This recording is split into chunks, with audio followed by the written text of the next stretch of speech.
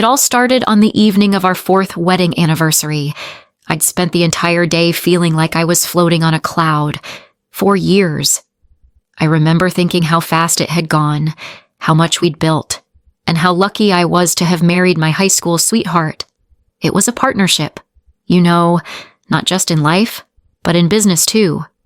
My family's business was my father's life, and when he passed away last year, Noah stepped up to take the CEO role. He was so brilliant, so confident, everyone loved him, and I was so incredibly proud.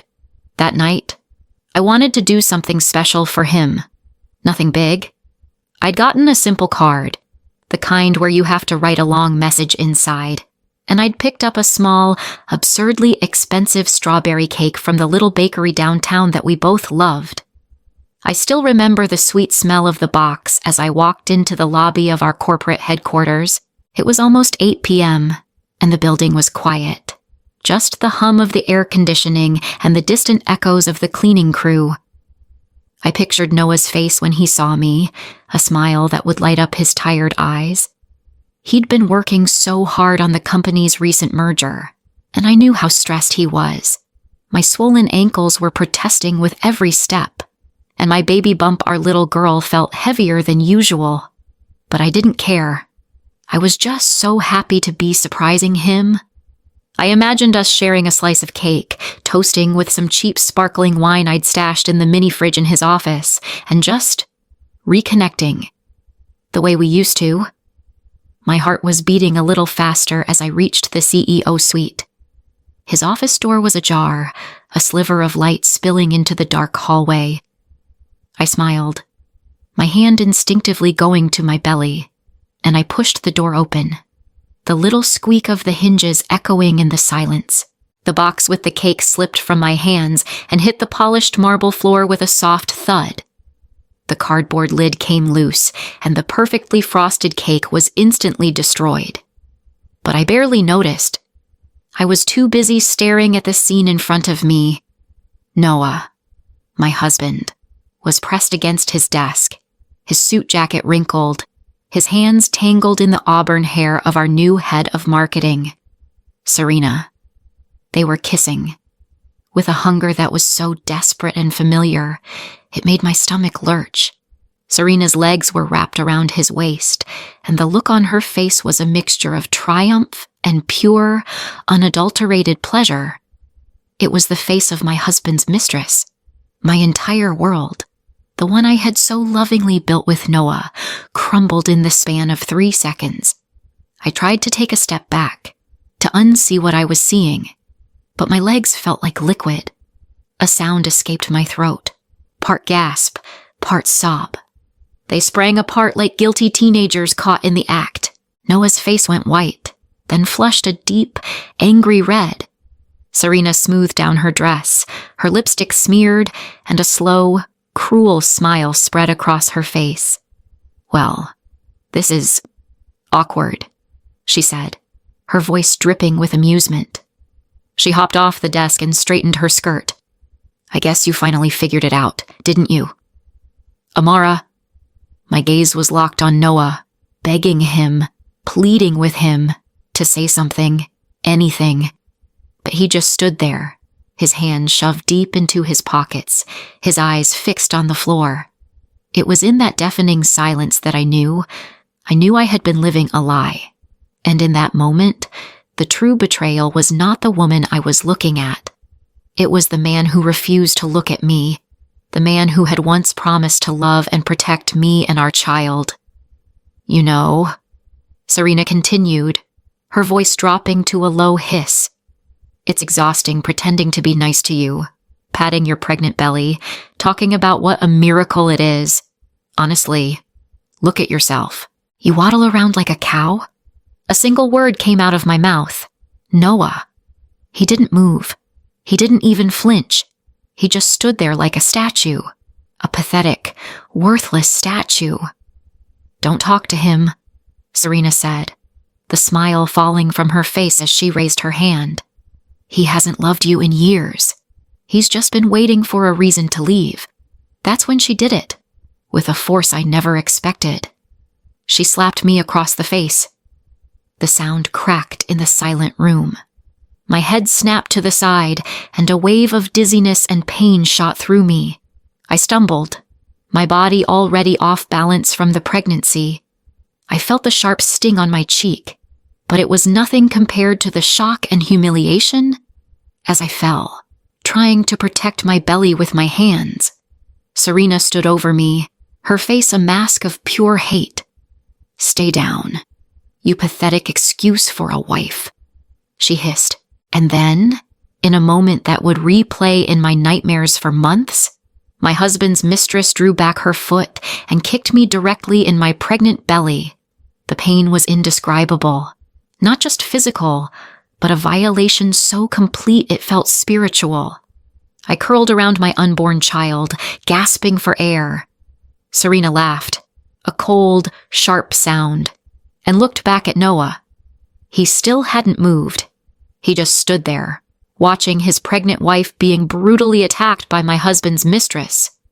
I don't know how long I was lying there. It could have been seconds, or it could have been an eternity. The pain was sharp, but the shock was what truly stole the air from my lungs. I was curled on the floor, my hands instinctively protective over my belly, my cheek stinging where Serena's hand had connected. I could hear their voices, distant, as if from another room. Serena's high-pitched laughter, triumphant and cruel.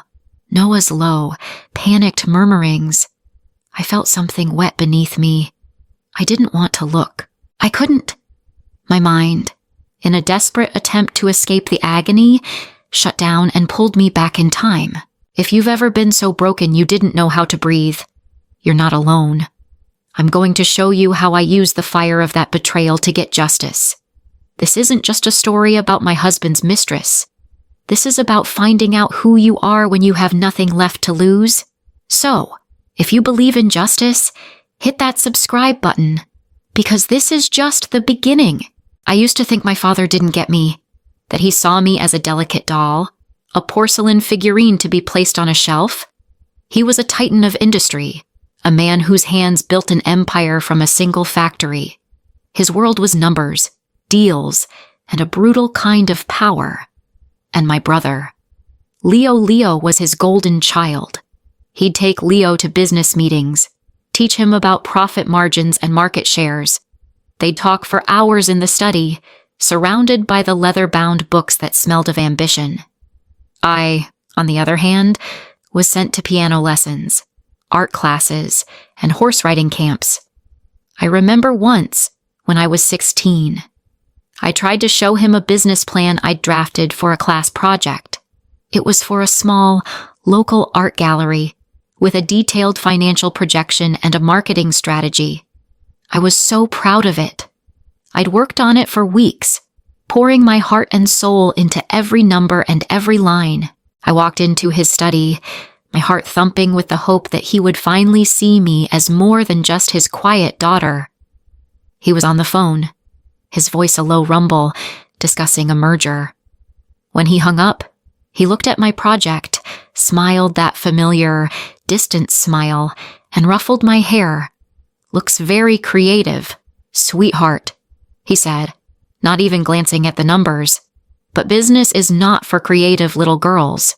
You leave that to the boys." The words were a physical blow, worse than any kick could ever be. I ran to my room, threw the binder into the back of my closet, and sobbed. I hated him in that moment. I hated how he treated me like a decorative accessory while he groomed Leo to be his successor. I swore to myself I would prove him wrong. I would show him that I was just as smart, just as capable as Leo. But lying there on the cold, hard office floor, a different memory surfaced. A memory I had pushed away for years. It was the night before my father passed. I was sitting with him in the study, a glass of water in my hand. He was frail, his voice soft, and his eyes, usually so sharp and full of fire, were tired. He reached for my hand and squeezed it gently. "You always thought I was playing favorites, didn't you?" he whispered. I didn't answer. I couldn't. I never wanted you to be in this world. Amara, this world, he said, gesturing around the room, is a jungle. It's full of snakes. It kills everything beautiful. That's why I taught you to paint, to play music. I wanted to protect you from all of this. He looked at me, his gaze intense, piercing through all my defenses. You're my precious treasure. Amara, don't ever forget that. I didn't just give you a good life. I gave you the freedom to have a soul. Don't ever let anyone take that away from you. And then he was gone. I had dismissed his words as the ramblings of a dying man. I had never understood. Not until now. Now, as I lay crumpled on the floor, the truth hit me with a force even greater than Serena's kick. He didn't favor Leo. He saw Leo as a pawn, a necessary evil to run the machine. He had seen the darkness in Noah, the same ambition, the same cold fire he had seen in himself. He didn't want me to be a part of that. He wanted to shield me, to protect my innocence and my heart. And then there was Noah. I had always thought his story was a fairy tale. A poor boy from the wrong side of the tracks who met his princess, married her, and rose to power. His story was about overcoming adversity. He worked so hard to get here. He was always studying, always networking, always pushing himself to be better. He had a chip on his shoulder the size of a mountain, a hunger that I, who had never wanted for anything, could never truly understand. His parents had worked 2 jobs, his father as a mechanic and his mother as a cleaner, just to keep food on the table. He saw how the other kids, the rich kids, lived their lives, carefree and easy. He made a vow to himself that he would never be like them. He would never be poor again. He would be the one with the power, the one with the money. I always thought that fire in him was what made him so special, so driven. He wanted to build something of his own. I had no idea that his ambition wasn't a fire. It was a black hole that would consume everything around him. He didn't want to build something. He wanted to take something. He wanted to take my legacy. He didn't want to prove himself. He wanted to prove them wrong. He wanted to show everyone that he was better than them. He wanted to show my father, who had given him everything, that he could take it all for himself. Lying on the floor, clutching my belly, I understood. My father had taught me business not because he wanted me to run the company, but because he wanted me to understand the jungle. He didn't want me to lead. He wanted me to survive. He had seen the snake in Noah all along. He had known this day might come. He had given Noah the company, knowing it would test him, knowing it would reveal his true nature. And I, in my naive, privileged world, had been the one he was protecting all along. I had been his precious treasure, kept safe from the very darkness I was now lying in. The pain in my belly brought me back to reality, a sharp, searing reminder of the price of his protection. The tears that streamed down my face weren't just from the physical pain. They were from the heartbreaking, crushing truth that I had spent my entire life trying to prove my father wrong, only to realize he had been right all along. And now, I was paying the ultimate price for my ignorance. My beautiful, fragile world was gone, and all I had left was the pain, the cold marble floor, and the memory of a father I had never truly known.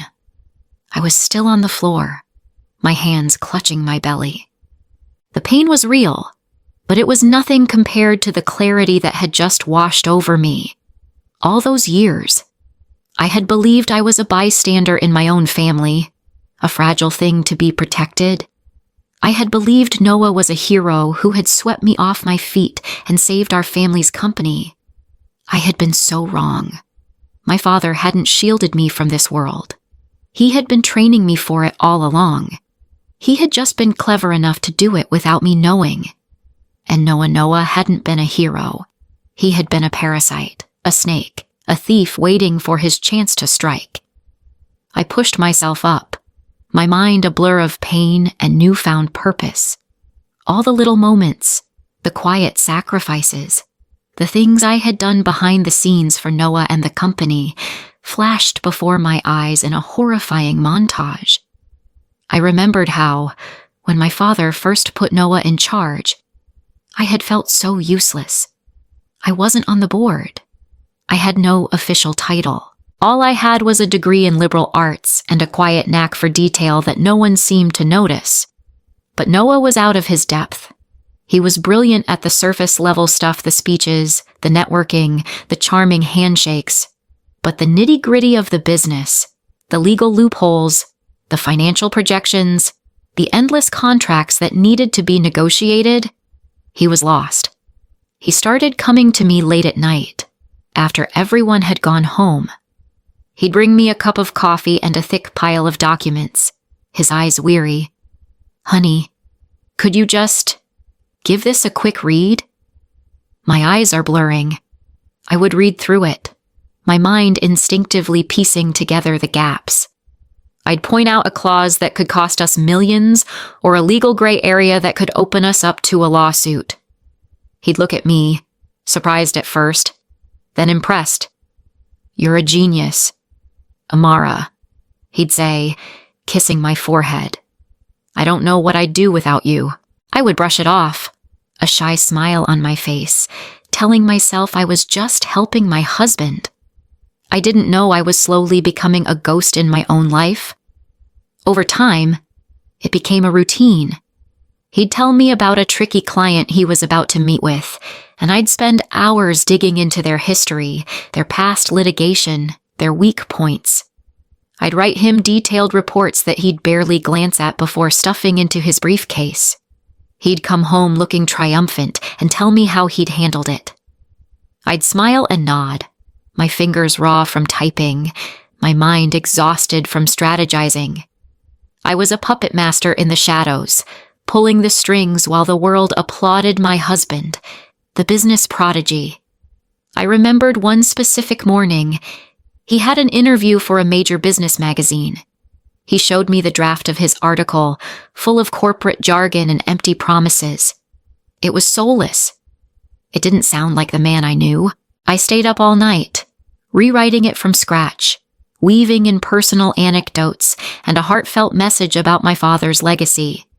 I made it sound humble, grateful, and visionary. The article came out a month later, and Noah was hailed as a brilliant young leader who understood the value of tradition and the importance of a human touch. I read the glowing praise, the comments about how sincere he was, and felt a quiet, hollow sense of pride. That was my sincerity they were talking about, my human touch. I was a ghostwriter, a hidden genius, a wife who had sacrificed her identity to build up her husband's. I convinced myself it was enough. I was helping him achieve his dream.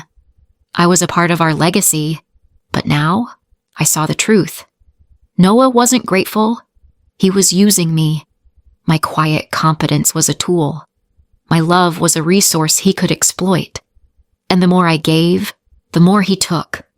My voice becoming softer while his grew louder. I was so focused on being his secret partner that I didn't see the silent, insidious takeover happening right under my nose. I didn't see the slow, calculated way he was sidelining me, the way he would tell me, "Don't worry your pretty little head about this, honey."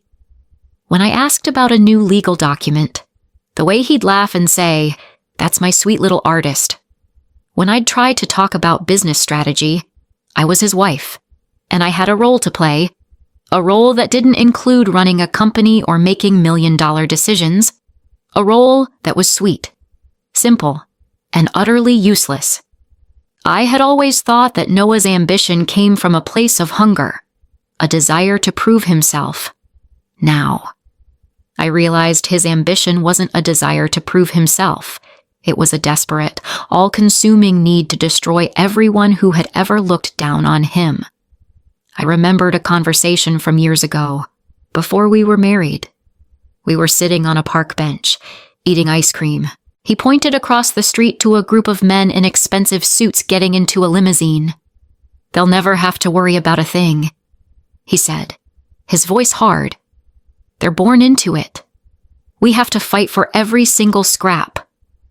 I had reached for his hand, told him that wasn't true, that he had me, and that together, we could build our own empire. He had smiled, but his eyes were cold. I remembered the day his father came to our apartment to see us. My father had already given Noah the CEO position, and his parents were so proud. But Noah wouldn't let his father touch anything. He wouldn't let him sit on the new leather couch. He wouldn't even let him use the bathroom without a lecture. His father looked so small, so intimidated by his own son. Noah's face, usually so warm and charming, was a stone mask of resentment. "This isn't your world, Dad," he said. "This is my world, and you don't belong here." I remember the look on his father's face. It was a mix of pride and heartbreak. He had given his son everything, and his son had taken it and used it to humiliate him. I had been so confused. I had thought it was a one-off, a moment of stress. I didn't know it was who Noah truly was. He was a man who saw everything in terms of power, who saw people as tools. He had used my father, used his family's name, used my family's money, and used my quiet competence as a ghostwriter to get to the top. I was just the girl who had a door he could open. I was his golden ticket. And once he got what he wanted, he was ready to discard me, along with the very legacy he had promised to protect. He was just a thief, a parasite, a small man with a big appetite, and he was willing to do anything, destroy anyone, to satisfy it. And now, as I lay on the floor, my belly aching, I knew I wasn't just his wife. I was his last, most valuable sacrifice. And he was already trying to cash me in. The worst part, I was the one who had so willingly helped him get there. The floor was cold. My hands were sticky. I felt a sharp ache in my side and the dull, pulsating pain in my belly. But the physical pain was a distant memory. It was just a flimsy, paper-thin screen covering the real agony, the agony of knowing the truth about my father, about Noah, about my life. A lifetime of quiet sacrifice had led to this moment, and for the first time, a fire, cold and furious, began to burn in my gut. I wasn't just heartbroken anymore. I was betrayed, and I was furious. I slowly pushed myself up, using the side of a filing cabinet for support. I was no longer the naive girl who had walked in with a cake. I was the woman who had spent years as a ghost in the shadows, propping up a man who saw me as a means to an end. My voice, which had come out as a terrified whisper moments before, was now steady and low. "You're pathetic," I said, looking at Serena. "This whole little act. You think you're so smart. You think you've won something." Serena's face, a mask of triumphant malice, faltered for a second, then hardened. "I didn't think I've won anything. Honey, I know I have." I looked at Noah, who was still frozen by the desk. "You were right. Noah, I'm not useless. I'm a good judge of character. I was just too blind to see you for who you were. But I can see you now. A coward. A thief. You couldn't even look me in the eye when you were taking everything from me." That's when Serena laughed, a sharp, bitter sound that sliced through the air. "Taking everything. Amara, he already has everything. You're too late." My mind raced. Too late. What was she talking about? The merger. Was that what this was about? Had they used the merger to siphon off money? Had they planned this all along? "This isn't just about cheating, is it?" I said, my voice barely a whisper. "This is about the company, the one my father spent his life building." Serena smiled, a cruel, cold expression that made her look like a completely different person. "Oh, sweetie, you really think we'd risk it all for just a little hanky-panky? This wasn't a risk, Amara. This was a plan, a very successful one, at that." She moved closer, her voice low and smug. "You see, for months, Noah and I have been making our rounds, The board members, the key shareholders, the people who actually matter. We told them a story. We told them that Noah was the future, the visionary your father always wanted. We told them you were a liability, that you were just a pregnant girl with no real business sense, clinging to her father's legacy. My blood ran cold. The words were a physical blow, 1,000 times worse than the slap she was about to give me. They weren't just insulting me, they were dismantling me, piece by piece. And we have the votes. Darling. Serena continued, her voice filled with venom. The paperwork was signed this morning. The official announcement goes out at midnight. By morning, Noah will be the sole owner, and the legacy you so desperately clung to will be his. All his. My head snapped towards Noah. He finally looked at me, and what I saw in his eyes wasn't remorse or regret. It was victory. Cold, calculated victory. He had done it. He had actually done it. My husband had just stolen my family's company. But I'm on the board, I stammered, my mind scrambling for a way out. I'm a majority shareholder. Serena laughed. Oh, you were. Your father's will was a little too vague, a little too antiquated. It said Noah was the CEO, and it said he would take over my father's majority voting shares. He was just too kind to tell you. The air was thick with the weight of her words. All this time, all my sacrifices, all my work in the shadows, all my pride in his success. It was all a lie. He hadn't been building a partnership. He'd been building a cage. But what about me, I whispered, my voice breaking. What about our family? Noah finally spoke. His voice was flat, emotionless. What family? Amara.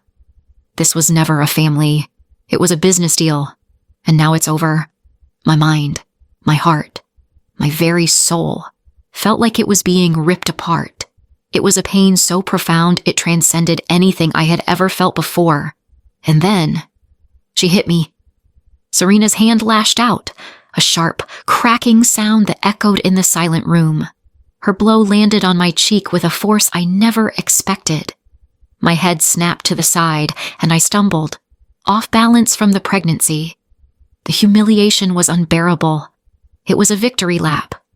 And as I fell, trying to protect my belly with my hands, Serena stood over me, her face a mask of pure hate. Stay down, she hissed. And then she drew back her foot. It was a slow-motion moment that will be burned into my memory for the rest of my life.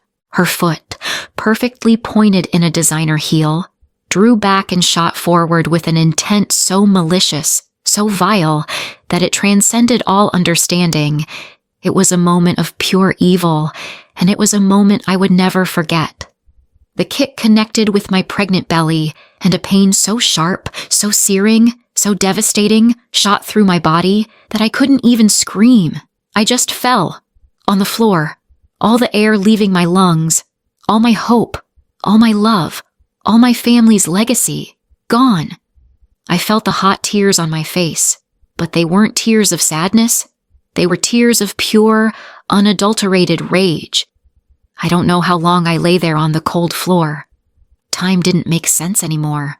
All I knew was the searing pain in my belly, a blinding agony that overshadowed everything else. I tried to scream, but no sound came out. The air just stopped. All I could see was Serena's face, twisted into a cruel smile, and Noah, standing there, his hands in his pockets, his eyes fixed on the ground, a worthless coward. And then I felt it. The wetness, the terror, the baby. It was too early. 8 months is too early. The contractions hit me then, waves of pure, raw agony that tore through my body. I writhed on the floor, gasping. I was going to lose my baby. I was going to lose everything. The next moments were a blur. The sound of a door bursting open, footsteps, voices, someone kneeling beside me, hands, a man's voice, deep and authoritative, asking what the hell was going on. I barely registered it. All I could focus on was the pain and the silent, desperate prayer to a God I wasn't even sure I believed in. I woke up to the smell of antiseptic and the low, steady beeping of a heart monitor. The world was a hazy, painful fog. My body ached from head to toe, and my stomach felt empty. An ocean of emptiness that was more terrifying than any pain. "She's a fighter. Mrs. Adams?" a doctor's voice said from somewhere nearby. "A little early, but she's small and strong. Her vitals are stable. Mrs. Adams, my name." The voice was distant, but the words echoed in my mind. A fighter. My daughter. She had survived. I had survived. The relief was so profound it made me dizzy. My baby girl. She had survived a betrayal and an assault that was meant to destroy her. A little fighter. Just like her mother. I spent the next few days in a haze of pain medication and whispered conversations. The doctor, a kind-faced woman with tired eyes, told me I had gone into premature labor. The baby had been born safely and was in the NICU. Her name, I was told, was Charlotte. I hadn't named her yet, but the doctor had filled in a placeholder name. I didn't care. All that mattered was that she was alive. When the fog finally began to lift, a familiar face appeared by my bedside, my father's old lawyer, Mr. Hayes. His face, usually so composed and serious, was etched with worry. He held a large manila envelope. "Amara," he said, his voice quiet. "What happened? I saw the news. Your husband and Serena, they've been suspended from the company." I just stared at him, tears welling up in my eyes. The words were caught in my throat. I couldn't explain. I didn't have to. He had seen the bruising on my face, the raw pain in my eyes. "It's okay, my dear," he said, patting my hand. "You don't have to say a thing. We'll handle it." He pushed the envelope toward me. "Your father, he always prepared for everything. He knew. Not what exactly, but he knew there would come a day when someone would try to take advantage of you. He had me draw up a new will, a new set of bylaws for the company. It's all in here." My hands trembled as I took the envelope. I should have felt relieved. I should have felt a sense of vindication. But all I felt was emptiness. The victory was hollow. I was a puppet, being controlled by a ghost from the grave. My father had seen the future, and I had walked right into it, blindly. He had given me all the answers. I had never had to think for myself. I had never had to fight for myself. And that's why I was lying here, bruised and broken. I knew what I had to do. I had to prove to myself that I was more than just a name on a will. I had to prove that I was more than just my father's precious treasure. I was going to fight my own fight. Over the next few days, as the pain medication wore off, I did something I hadn't done in years. I thought, really thought. I started replaying every conversation with my father, every lesson he had taught me. I looked at the legal documents that Mr. Hayes had given me, but I didn't just read them. I read between the lines. I was searching for something that wasn't there. He told me I was his precious treasure. I whispered to myself, looking at the ceiling. He wanted to protect me from the snakes. A snake. A venomous snake. The kind of snake that would stab you in the back. A snake that would steal from you. And then I remembered something. My father always told me that every great crime leaves a trail, every theft leaves a clue, and every lie has a secret. It was then that I started to see it. It wasn't just about the company, it was about something bigger, something older. The company was just a sideshow. The real crime, the one my father was trying to protect me from, was something else entirely, and I was the only one who could see it. I started digging. I asked a nurse to bring me a laptop. I started searching through old business records, old phone calls, old emails. I was looking for a pattern, a name, a clue. My mind was racing. connecting the dots, going back through years of history, searching for the one thing I had missed, the one thing that my father had tried to protect me from. And then I found it. It wasn't a smoking gun. It wasn't a signed document. It was a single, cryptic email. It was a message from my father to his old lawyer, sent a year before he died.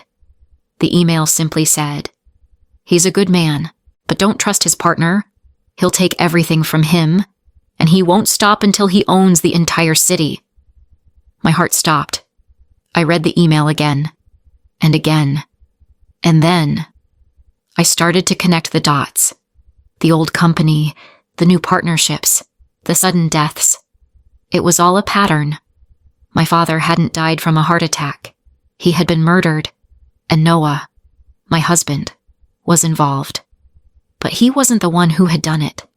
He was a pawn, just like me. He was a pawn in a much bigger, much more dangerous game. He had been so focused on taking over the company that he had allowed himself to be used as a tool for a much darker purpose. I felt a new kind of terror then, not just for myself, but for my baby. I wasn't just dealing with a cheating husband and his mistress. I was dealing with a murderer, and I had to get out.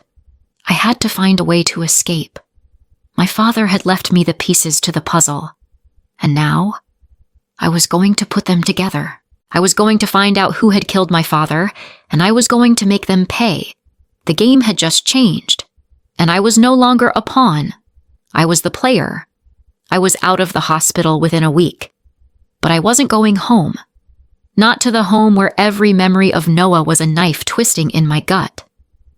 I went to my father's old study, the one I had hated for years, thinking it was a cage he'd built for me.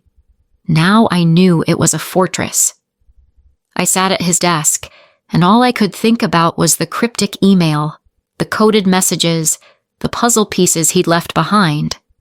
My father had taught me how to read the world in a way I hadn't understood. He hadn't left me a fortune.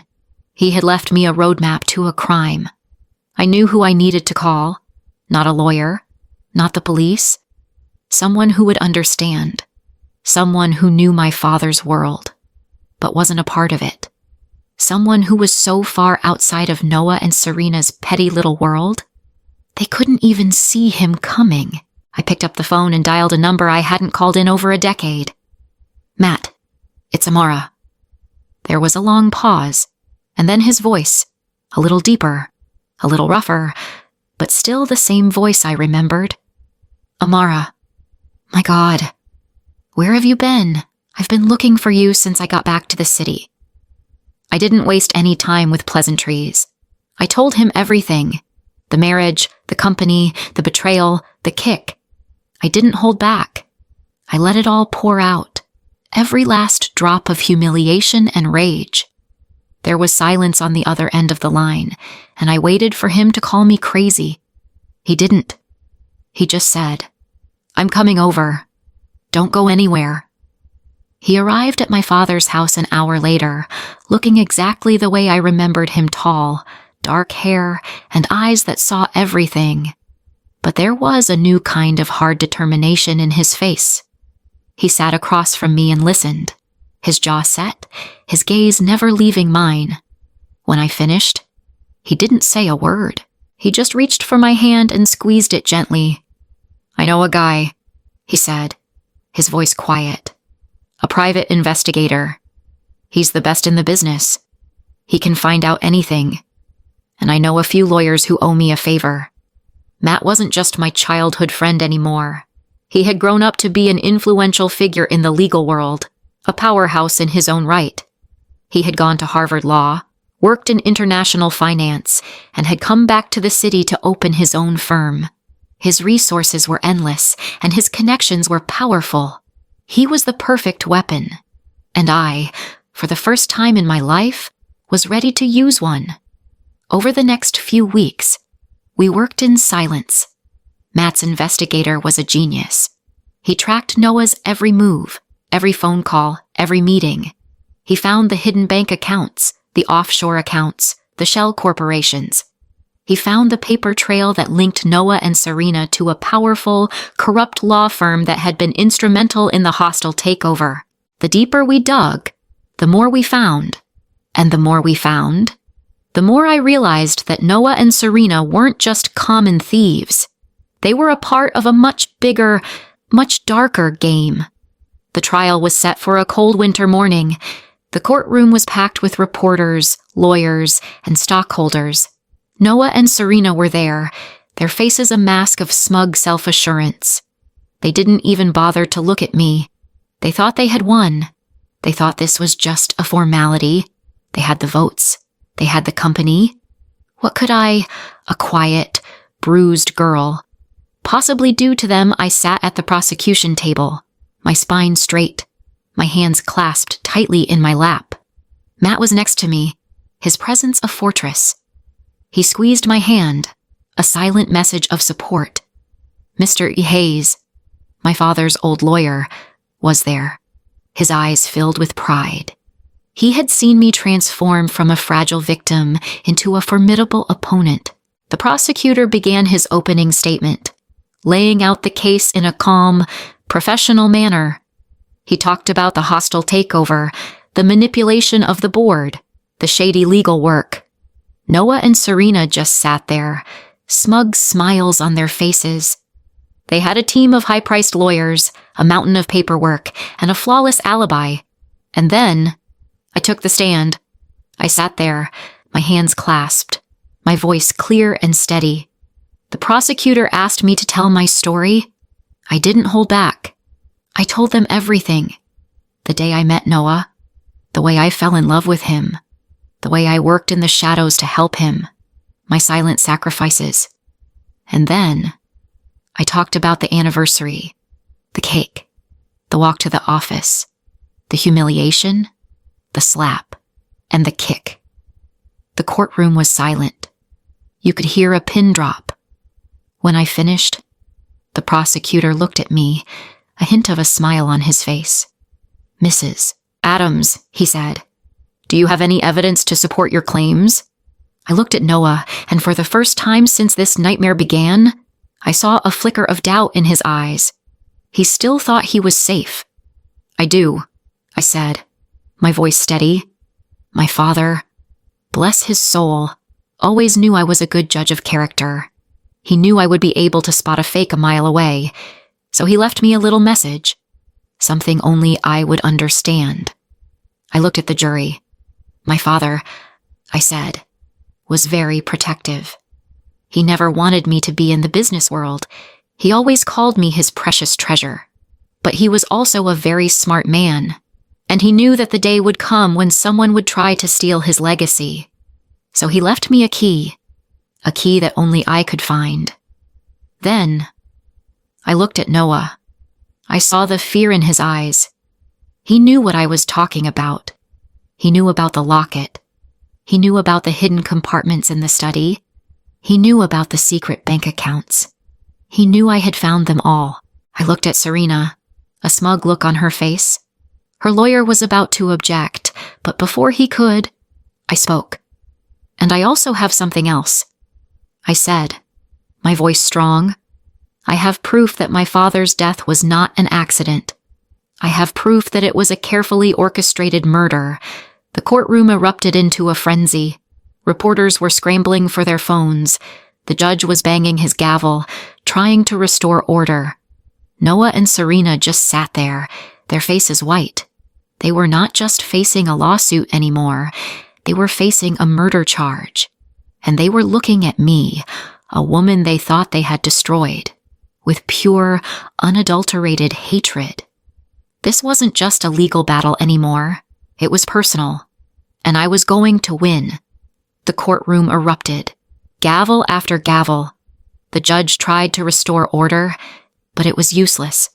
The room was a whirlwind of camera flashes, shouting reporters, and pure, unadulterated chaos. But all I could see was Noah and Serena, their smug faces, once so full of a cold, victorious pride, had turned to masks of pure horror. The color drained from Noah's cheeks. Serena's eyes filled with a primal, animal fear. locked on mine. She wasn't looking at me with hatred anymore.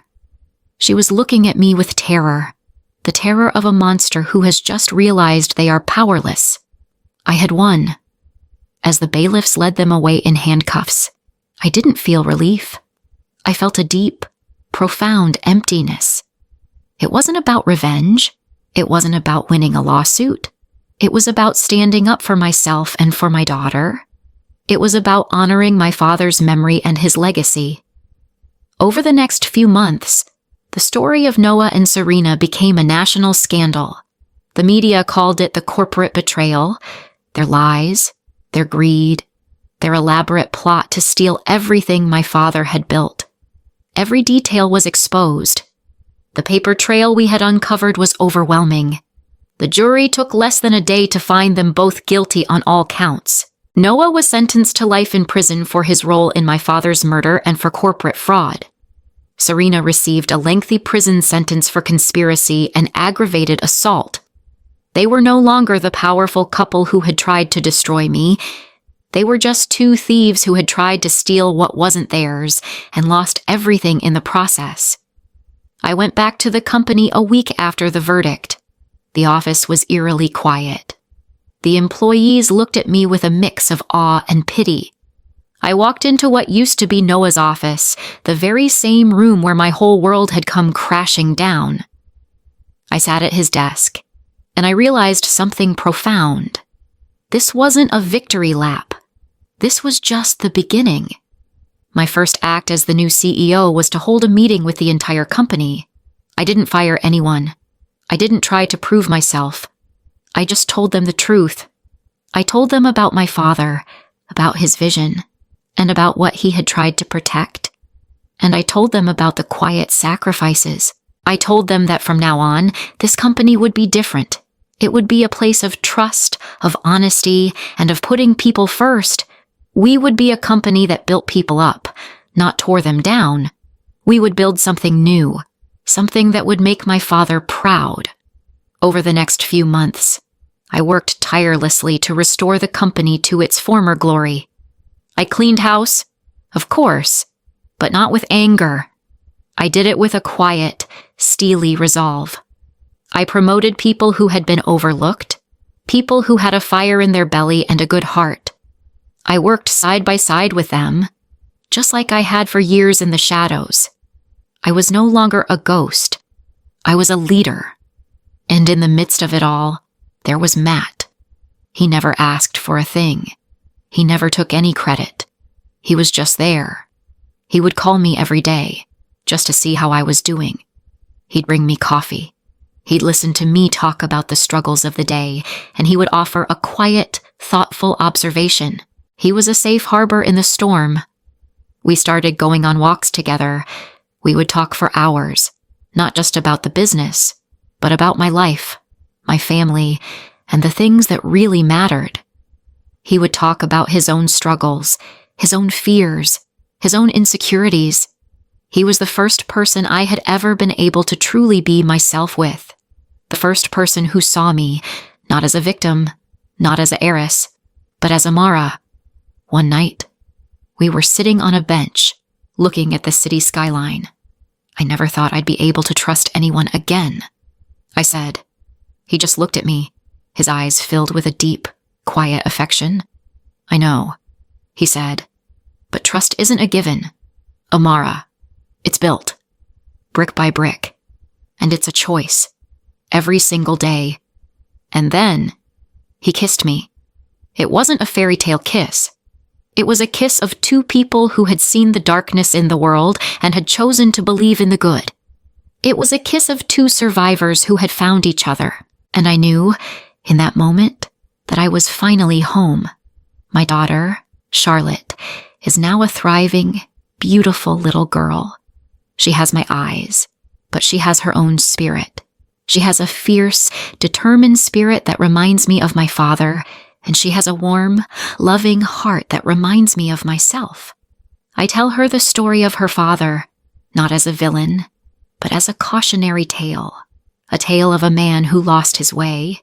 And I tell her the story of her mother, as a woman who fought for her and for the people she loved. I tell her that she is my greatest treasure, a gift from God, and that no one can ever take that away from her. And so, here I am, standing on my own 2 feet, stronger and more whole than I have ever been. I lost a husband, a home, and a part of my innocence. But I gained a family, a daughter, and a life. I gained a voice, and I learned that the greatest betrayal can become your greatest strength. If you've ever been a victim of a great betrayal, if you've ever felt like your world was crashing down, if you've ever been so broken that you didn't think you could ever put the pieces back together, I want you to know something. You can. It's not easy. It's a long, hard journey. But it is worth it. It's worth every single tear. It's worth every single moment of pain. Because in the end, what you get is a life that is truly yours, and that is the most precious treasure of all. If my story has resonated with you, if you want to know more about my journey, if you want to be a part of a community of women who have not only survived but thrived, I want you to do one thing. Please subscribe to my channel. I will be sharing more stories, more lessons, and more ways to help you find your voice. We are not victims. We are survivors. And together, we can build a new legacy, a legacy of strength, of courage, and of hope. Subscribe now, and let's start building a new life, a life that is truly, beautifully yours.